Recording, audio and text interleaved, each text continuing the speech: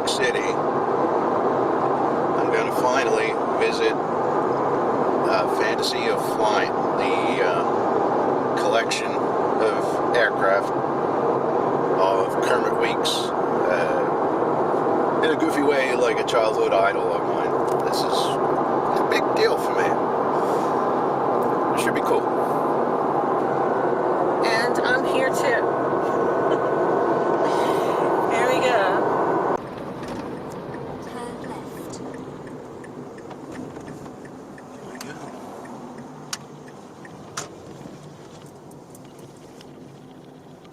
You've reached your destination. Too low. He's doing like the Burma shape signs. From Oh. too low. Look down. Below. Okay. No. So that says look.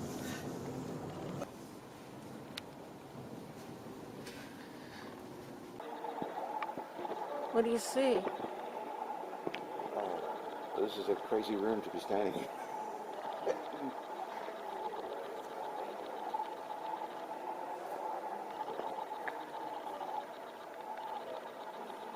Let's crack some ice.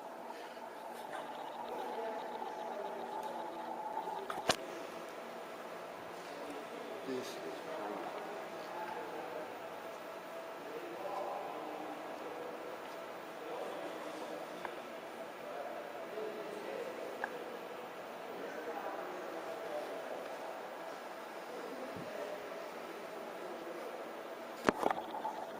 This is it.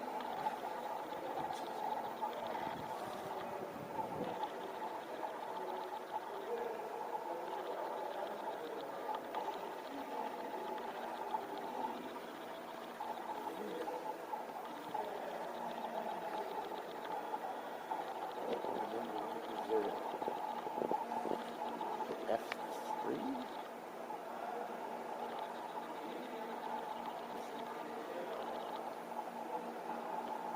Oh yeah, those are 247.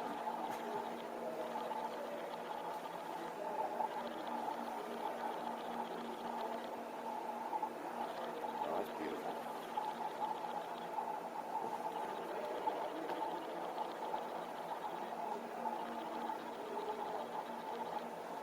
English Florida.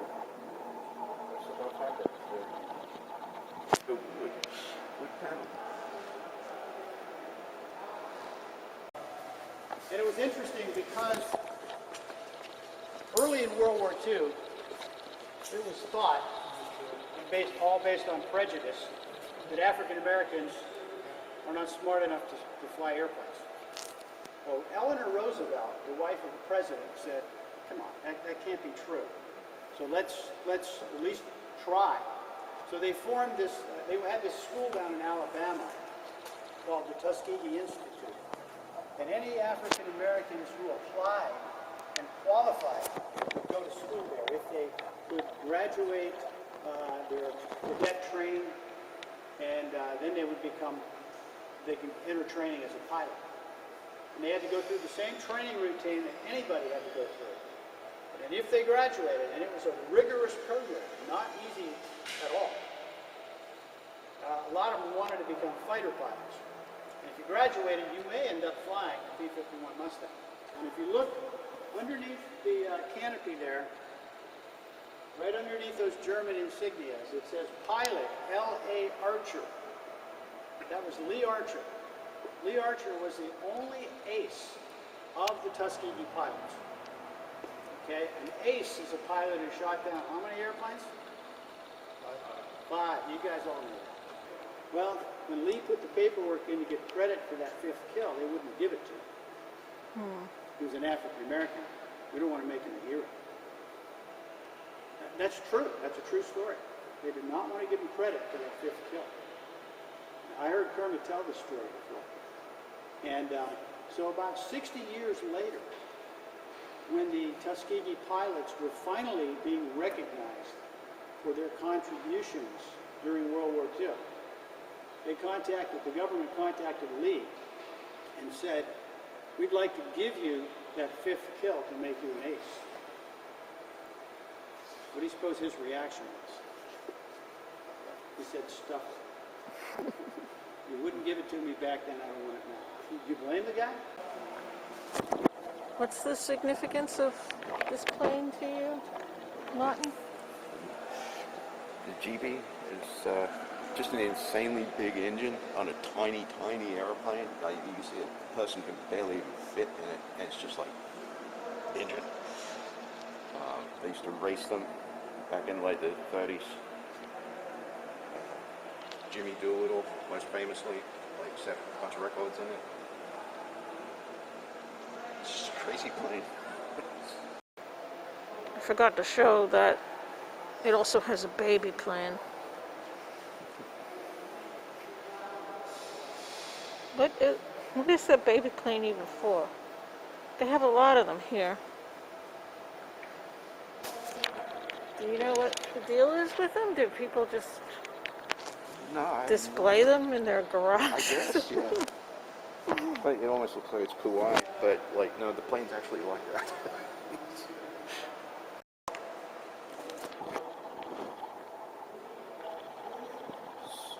Yumo, very early jet engine from World War II.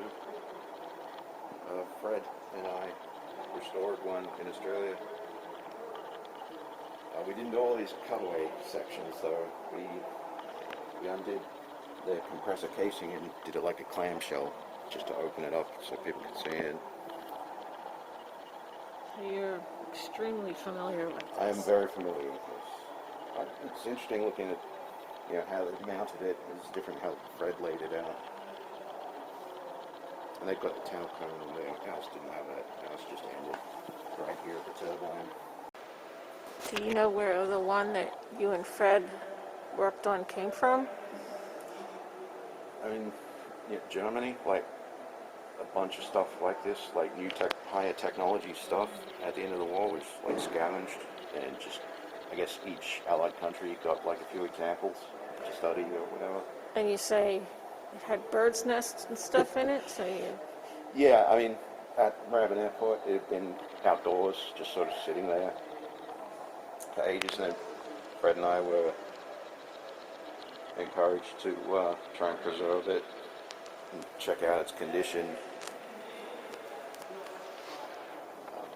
Yeah, had no idea the state of the internals of it, and if you look closely, we wanted to know what was inside. This wasn't visible, obviously, because it wasn't cut out.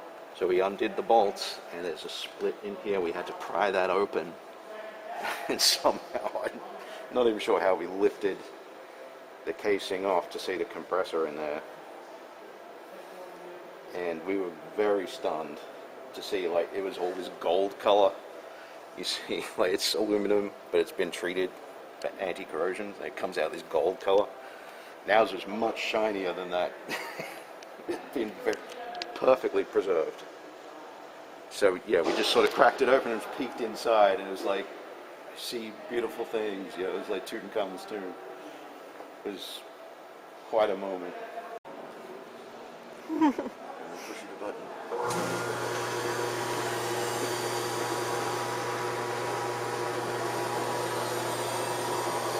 The engine turned faster than the propeller could turn, so this gear reduction was to slow the propeller down.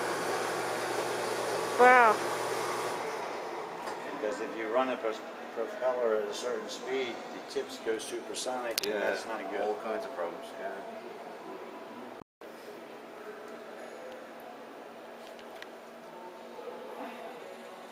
In the bomb bay of B-24. That's amazing. And quite crazy. I'm not sure which way is forward and which way is aft at this point. No, I think that way is aft. So that's like get into the tail gunner area. So, yeah, there's the cockpit up there. This airplane during the war flew in the Burma area of Asia. Oh, really? And after the war, it was flown by the Indian Air Force. This position among the gunners. One guy was 5'10". Yeah. Now, how would he ever get in there? I have no idea.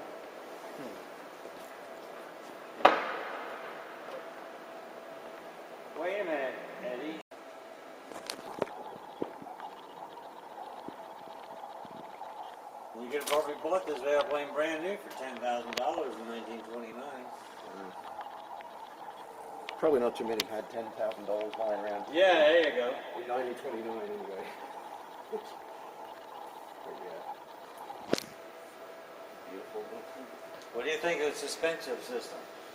It looks like a bunch Rubber of bungee bands. cords. Yeah. Rubber bands.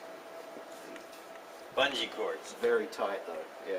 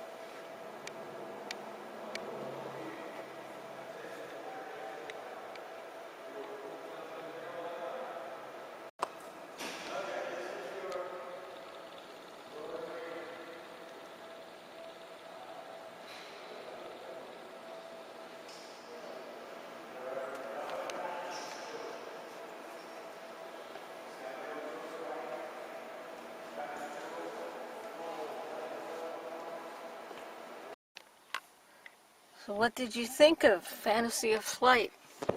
I think it was pretty amazing. He's got a weirdly wide array of vehicles in there. It's not all just like World War II fighters or whatever. It's civilian stuff and flying boats and stuff. Really cool. And some amazing engine displays. Yeah, just fascinating. I just wish the other half of the collection across the way was also open. There's so Yeah. much here. So, the guy we were talking to mentioned that Arthur. they have a VIP tour. Yes, Arthur. The guy we were talking to mentioned they have a VIP tour, but it is $500 for 5 people. So, got to get 5 people Yeah. together. That could be a challenge. I guess if you're interested, let us know, because I think It's a little niche, Martin but would yeah. Yeah, like to do it. they apparently take you around like the workshops and stuff where they're doing the restorations, and that's the stuff I'd really be itching to get a look at. So, that was Fantasy of Flight, our first visit. First. I assume we'll be back. Yeah.